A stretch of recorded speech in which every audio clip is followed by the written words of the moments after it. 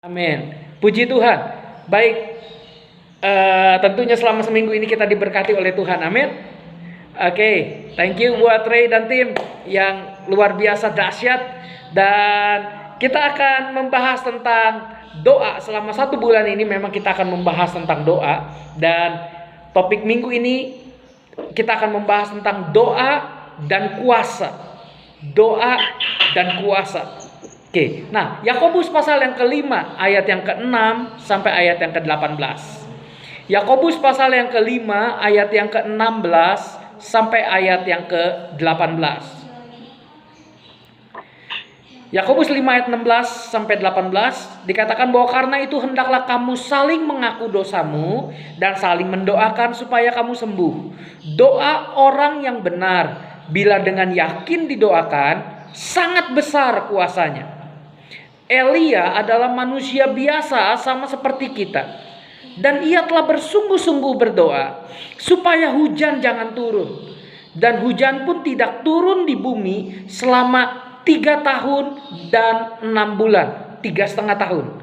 Lalu ia berdoa pula dan langit menurunkan hujan dan bumi pun mengeluarkan buahnya.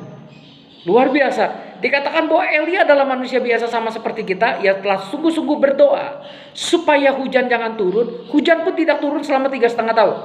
Lalu Elia berdoa lagi, berdoa pula dan langit menurunkan hujan dan bumi pun mengeluarkan buahnya. Sungguh besar kuasa yang kita melihat dari doa itu sendiri. Doa orang benar bila dengan yakin didoakan sangat besar kuasanya. Nah, kita mau coba untuk kita berpikir sebentar, berpikir sejenak. Manakah yang benar?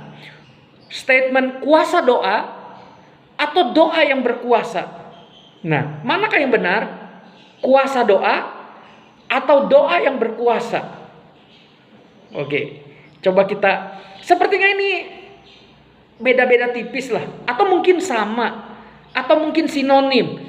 Apakah kuasa doa sama dengan doa yang berkuasa? Kalau misalkan bedanya di mana?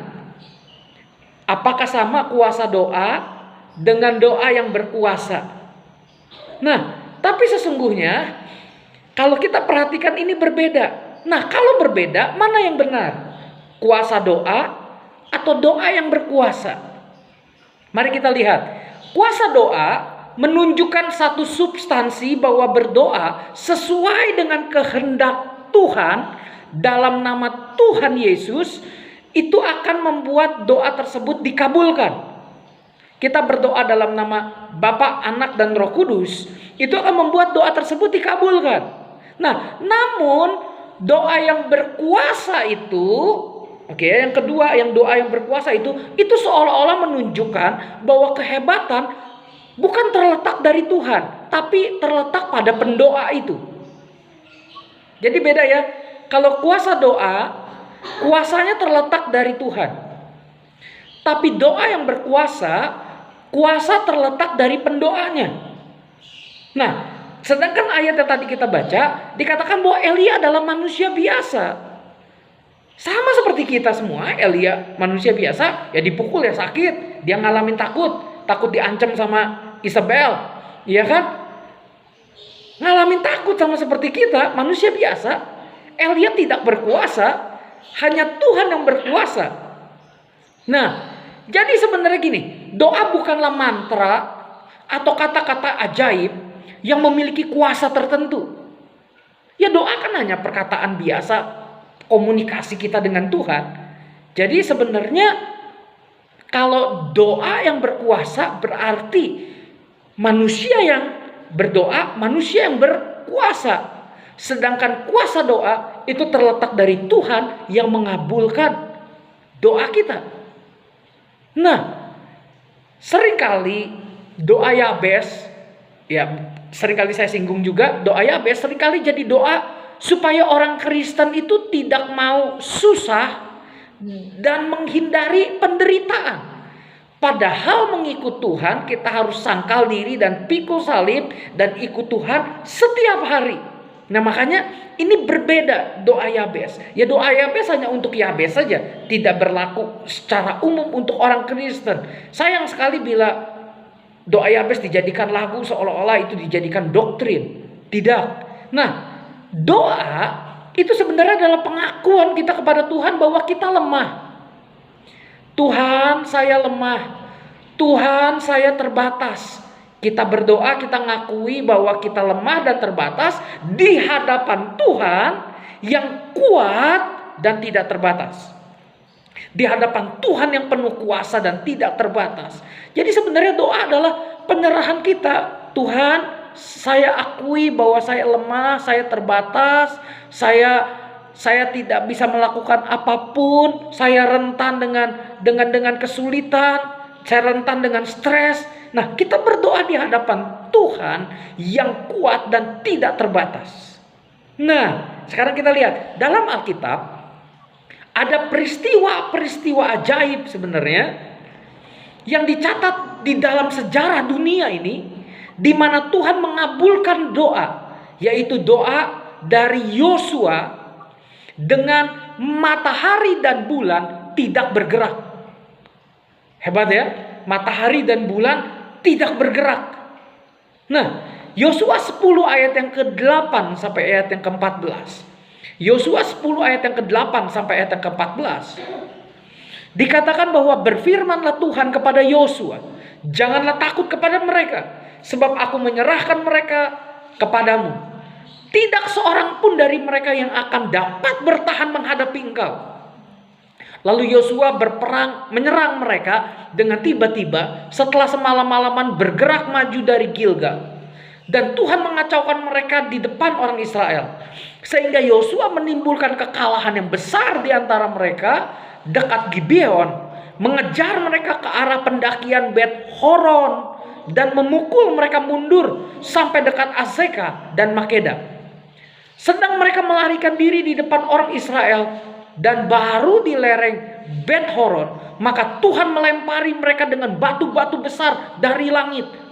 Entah nggak tahu batunya dari mana, tapi Tuhan melempari mereka dengan batu-batu yang besar dari langit sampai ke Azeka, sehingga mereka mati. Yang mati kena hujan batu itu ada lebih banyak dari yang dibunuh oleh orang Israel dengan pedang. Lalu Yosua berbicara kepada Tuhan. Nah ini dia. Yosua berdoa. Berbicara kepada Tuhan. Pada hari Tuhan menyerahkan orang Amori itu kepada orang Israel. Ia berkata di hadapan orang Israel, matahari, berhentilah di atas Gibeon. Dan engkau bulan di atas lembah Ayalon. Maka berhentilah matahari dan bulan pun tidak bergerak. Sampai bangsa itu membalaskan dendamnya kepada musuhnya. Bukankah hal itu tertulis dalam kitab orang jujur? Matahari tidak bergerak di tengah-tengah langit. Dan lambat-lambat terbenam kira-kira sehari penuh. Belum pernah ada hari seperti itu. Baik dahulu maupun kemudian. Bahwa Tuhan mendengarkan permohonan seorang manusia secara demikian. Sebab yang berperang untuk orang Israel adalah Tuhan. Wih, Badan Antariksa Amerika, NASA. Nah, memang menemukan di dalam penghitungannya bahwa ada hari yang hilang. Ada hari yang terhilang di dalam sejarah manusia. Itu disebut the lost day. Nah, mereka menemukan, NASA menemukan bahwa hari yang hilang itu terjadi pada tanggal 30 Oktober 1207 sebelum Masehi. Itu terjadi karena memang Yosua meminta agar matahari berhenti sehari penuh. Nah, tentunya kata sehari penuh itu dalam pengertian orang Yahudi adalah 12 jam. Nah, kemungkinan saat itu terjadi gerhana matahari. Nah, sinar matahari itu terlihat seperti cincin. Semua itu mungkin terjadi pada saat itu. Tuhan adalah pencipta dari segala sesuatu dan semuanya tunduk di bawah Tuhan, termasuk ilmu pengetahuan atau sains. Nah, matahari memang tidak bergerak dan sebenarnya bumilah yang berotasi mengelilingi matahari. Karena heliosentris, di mana matahari sebagai pusat tata surya dan bumi dan semua planet bergerak mengelilingi matahari. Nah, secara perlahan bumi berhenti berotasi. Itu di dalam Yosua 10 ayat yang ke-13. Karena jika bumi langsung berhenti dengan kecepatan 1675 km per jam, maka kita semua akan terlempar. Kita mungkin ada di Amerika, kita mungkin akan terlempar lagi kemana. Kita tidak menjadi pusing pada saat bumi berotasi, ya kan? Kita tidak merasa pusing tinggal di bumi karena sedemikian cepat. Karena memang kenapa? Ada gravitasi. Gravitasilah yang menolong kita untuk kita tetap tinggal di dalam dunia ini, di bumi ini. Nah, supaya kita tidak terlempar. Itulah memang Tuhan sudah atur sedemikian rupa semua yang terjadi di dalam dunia ini. Jarak dari bumi ini ke matahari Tuhan sudah atur. Terlalu dekat kita gosong, terlalu jauh kita beku. Tuhan sudah atur segala sesuatunya. Nah, kita tidak merasa pusing tinggal di bumi yang berotasi sedemikian cepat, karena memang kita ketolong oleh gravitasi. Nah, mengapa tidak ada kekacauan ketika bumi berhenti berotasi? Karena ada Tuhan yang menopang. Karena Tuhan yang menciptakan alam semesta, Dia menopang alam semesta dan segala isinya. Nah, sekarang muncul pertanyaan berikutnya. Bagaimana Yosua dapat menghentikan matahari dan bulan dengan doanya? Katanya Yosua manusia biasa, Elia manusia biasa, semua manusia biasa. Kok bisa ya matahari dan bulan bisa berhenti oleh karena doa dari Yosua? Nah, sekarang kita lihat ini. Kalau kita naik kereta dari Bandung ke Jakarta, ya. Kereta itu mulai bergerak dengan cepat, melaju dengan cepat, dan kita ngelihat bahwa benda-benda di luar jendela kita bergerak dengan cepat. Pertanyaannya gini, apakah benda-benda tersebut benar-benar bergerak? Sebenarnya kereta tersebutlah yang bergerak kan? Benda-bendanya kan gak bergerak. Nah, saat Yosua berdoa meminta agar matahari dan bulan berhenti bergerak, Yosua kan berada di bumi dan merasa posisinya statis. Ia dari bumi melihat seperti matahari dan bulan bergerak mengitari bumi. Maka dari itu ia berdoa dan memohon dengan bahasa yang sederhana, sesuai dengan pengertiannya. Nah, di dalam kitab Orang Jujur dituliskan bahwa matahari dan bulan itu berhenti bergerak. Ini adalah doa yang luar biasa yang seturut dengan kehendak Tuhan. Pertanyaannya, bukankah itu bertentangan dengan ilmu pengetahuan? Bukankah matahari memang tidak bergerak? Sebenarnya bumilah yang berhenti berotasi. Bagaimana sikap kita melihat hal tersebut? Apakah Alkitab salah? Tidak. Semua yang dikatakan Alkitab itu benar. Yosua meminta di dalam kebenaran yang sesuai dengan pengertiannya. Ia mau agar matahari tidak terbenam. Yosua meminta itu agar ia memiliki waktu untuk menghabiskan musuh-musuhnya yang sombong, yang menyembah dewa-dewa, yang juga berkaitan dengan matahari dan bulan.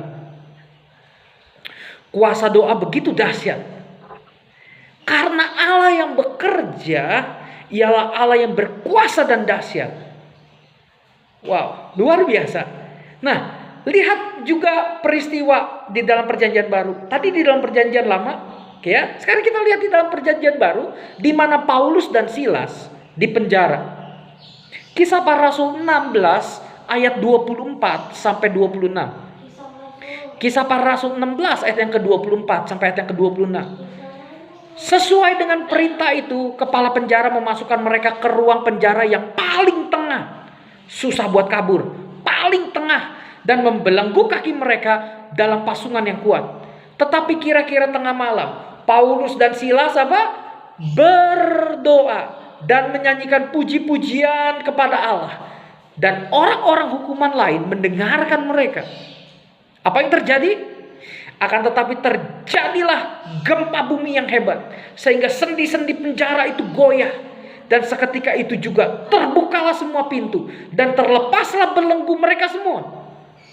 Keren, powerful, dahsyat. Jadi peristiwa-peristiwa hebat bukan terjadi di dalam perjanjian lama saja, yang menunjukkan kuasa Tuhan yang besar dan hebat, tetapi dalam perjanjian baru pun, dan dalam zaman kita sekalipun, kuasa Tuhan besar ketika kita berdoa, meminta kepada Tuhan, dan itu sesuai dengan kehendak Tuhan.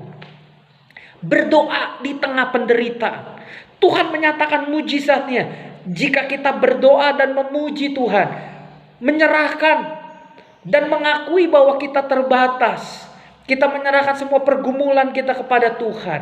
Lihat bagaimana Tuhan mengerjakan bagiannya dan menolong kehidupan kita. Tuhan nyatakan mujizatnya jika kita mau berdoa dan memuji Tuhan. Jadi doa itu bukannya panjangnya kata, bukannya hebat, bukannya lamanya, tetapi apakah doa kita berkenan kepada Tuhan? Apakah yang kita doakan itu sesuai dengan kehendak Tuhan? Itu yang terpenting. Contoh misalkan, pernah waktu itu saya bawa motor. Saya mengendarai motor. Karena memang ngantuk begitu, dan hampir saya masuk ke dalam truk. Gitu. Saya pikir, lalu akhirnya begitu buka mata saya teriak, Tuhan Yesus tolong. Lalu akhirnya saya menghindar, lalu akhirnya Tuhan selamatkan saya. Sampai juga saya bingung, loh kok bisa ya? Saya harusnya mungkin akan nabrak itu truk, tapi kok saya bisa selamat ya? Bayangkan Tuhan bisa menjawab doa kita sepersekian detik. Lebih cepat daripada lalat terbang, lebih cepat daripada pesawat ultrasonik. Bayangkan, Tuhan begitu dahsyat, begitu berkuasa, dan tidak perlu kata panjang. Saya hanya berdoa, Tuhan Yesus tolong, dan Tuhan menolong kehidupan kita sepersekian detik. Doa memberikan kita kekuatan untuk mengalihkan fokus dari penderitaan, dari kesusahan, dari pergumulan kepada ucapan syukur dan sukacita. Jadi berdoa mengalihkan pikiran kita yang mikirin masalah, sekarang jadi bersyukur dan kita bersukacita, dan Tuhan bekerja pada saat kita berserah kepada Tuhan. Jadi doa yang benar itu bukan doa yang ngotot gitu. Bukan doa yang wah Tuhan dalam nama Yesus Tuhan nyatakan, klaim sana sini, klaim sana sini. Tidak. Doa yang seperti itu tidak menjamin doanya dikabulkan oleh Tuhan. Doa memberikan kita kekuatan untuk mengalihkan fokus daripada penderitaan kepada ucapan syukur dan sukacita. Jangan takut dengan penderitaan. Saya setuju dengan statement ini. Dikatakan gini, jika engkau emas murni, mengapakah engkau takut api? Jika kita anak Tuhan yang sungguh-sungguh, mengapa kita takut penderitaan? Jika engkau emas murni, mengapakah engkau takut api? If you are a pure gold, why are you afraid of fire? Orang yang hatinya murni, orang yang hatinya sungguh-sungguh kepada Tuhan, tidak takut dengan penderitaan. Ia akan responi penderitaan sebagai ujian untuk apa? Memurnikan dirinya, memurnikan imannya. Di dalam doa kita akan merasakan kasihnya Tuhan. Dan kasih Tuhan yang besar akan melenyapkan semua ketakutan kita. Disitulah kita akan melihat kuasa Tuhan yang besar, yang sanggup menolong hidup kita. Mengapa ada kuasa dalam doa? Karena doa adalah bukti penyerahan kita manusia yang terbatas kepada Allah yang tidak terbatas. Tuhanlah sesungguhnya yang dahsyat, yang mampu melakukan kuasanya yang besar. Orang yang berdoa tidaklah hebat, hanya Tuhan yang hebat. Jadi para pendoa, syafaat pendoa tidak boleh sombong di hadapan Tuhan. Tidak boleh menganggap dirinya rohani, lebih rohani daripada yang lain. Tidak. Semua manusia, semua pendoa adalah manusia biasa. Tidak boleh sombong dan merasa diri hebat. Perkara besar terjadi karena Tuhan yang kabulkan doa kita. Para nabi dalam perjanjian lama, para rasul dalam perjanjian baru yang melakukan mujizat tidaklah merasa diri mereka hebat. Justru terlihat dalam Alkitab bahwa Tuhanlah yang hebat. Perhatikan baik-baik. Semua dicatat, baik Paulus dengan sapu tangannya, Petrus dengan bayangannya menyembuhkan orang sakit. Apakah mereka sombong? Tidak. Justru terlihat di dalam Alkitab bahwa Tuhanlah sesungguhnya yang hebat. Kita harus ubah pola pikir kita tentang doa dan kuasa, sehingga kita berdoa maupun para pendoa syafaat tetap rendah hati dan jangan sombong. Oh, ini kan oleh karena doa saya nih. Loh, berarti menempatkan diri kepada doa yang berkuasa, berarti dirinya dong yang hebat, bukan Tuhan yang hebat. Dan itu akan menjadi pengertian yang salah. Nah, bagaimana dengan doa yang tidak Tuhan jawab? Kan Tuhan gak jawab, hanya ada dua kan jawabannya. Tidak atau tunggu. Kalau itu tidak, ya udah. Kalau tunggu. Tapi kan sama-sama membutuhkan waktu. Jika jawabannya tunggu, maka jangan jemu-jemu untuk berdoa. Satu ayat yang terakhir. 1 Yohanes 5 ayat yang ke-14. 1 Yohanes pasal yang ke-5 ayat yang ke-14. Dan inilah keberanian percaya kita kepadanya, yaitu bahwa Ia mengabulkan doa kita jikalau kita meminta sesuatu kepadanya apa? Menurut kehendaknya.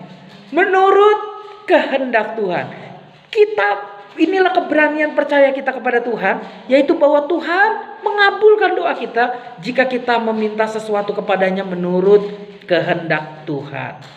Doa kita pasti dikabulkan Tuhan kok jika sesuai dengan kehendak Tuhan. Doa bukanlah untuk mengubah Tuhan, tetapi mengubah kita supaya kita bisa mengerti kehendak Tuhan. Sekali lagi saya ulang, doa bukanlah untuk mengubah kehendak Tuhan. Kehendak Tuhan tidak bisa berubah. Kalau Tuhan berubah, dia akan apa ya? Dia akan menyangkali keberadaannya bahwa dia tidak berubah. Jadi doa bukan untuk mengubah kehendak Tuhan, tetapi mengubah kita supaya kita bisa mengerti kehendak Tuhan. Di sini kuasa doa tidak berdiri sendiri, tetapi selalu dikaitkan dengan firman Tuhan. Maka dari itu orang yang semakin mengerti Alkitab, semakin mengerti firman Tuhan, akan bersandar kepada Tuhan dan bukan kepada dirinya sendiri. Orang akan semakin rajin berdoa, akan semakin memiliki hasrat untuk membaca firman Tuhan, untuk mengerti firman Tuhan. Sehingga dia bisa melihat apakah doa yang saya minta kepada Tuhan ini sesuai gak dengan kebenaran Tuhan, sesuai gak dengan kehendak Tuhan. Jadi berdoa adalah suatu anugerah. Berdoa dalam kehendak Allah adalah doa yang benar. Kuasa doa terjadi karena sesuai dengan kehendak Allah. Maka dari itu kita harus komitmen untuk kita membaca Alkitab dan berdoa setiap hari dalam hidup kita. Kita harus menaklukkan keegoisan kita, kesombongan kita di dalam apa? Dalam doa kita. Dengan setiap hari kita meminta penyertaan Tuhan dalam hidup kita. Di masa sulit sekalipun, tetaplah berdoa. Doa orang benar, besar kuasanya. Kiranya ini bisa menolong kehidupan kita semua untuk kita bisa mengerti tentang doa dan kuasa. Dan kita bisa sungguh-sungguh kita berdoa dan kita mengerti bahwa doa yang dikabulkan Tuhan adalah doa yang sesuai dengan kehendak Tuhan. Tuhan Yesus memberkati kita semua. Mari kita akan sama-sama kita berdoa kepada Tuhan.